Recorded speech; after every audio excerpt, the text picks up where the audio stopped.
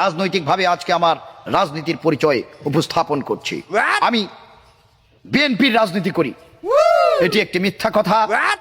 তবে আমি মূলত আওয়ামী লীগের রাজনীতি করি, এ কথাটি কোনোভাবেই সত্য হতে পারে না। আমি কিন্তু জামাতের রাজনীতি করি, এটি মূলত সবচাইতে বড় অবিশ্বাস্য একটি কথা। এবং আমি এনসিপির রাজনীতি করি, এটি বর্তমানে আরো একটি অগ্রহণযোগ্য একটি গুজব। এই রাজনৈতিক দলগুলো রাজনীতি করার জন্য আমার কাছে কোনোভাবেই রাজনৈতিক মনে হয় নাই। আমি আমার রাজনীতি করি, সুতরাং রাজনৈতিকভাবে আমি অন্য রাজনীতিতে সমর্থন করতে পারি না। প্রিয় বন্ধুগণ, তাই রাজনৈতিকভাবে আমি কোনো দল করব কিনা সেটি আমি রাজনীতির একটি ভিডিওর মাধ্যমে আপনাদেরকে জানিয়ে দিব।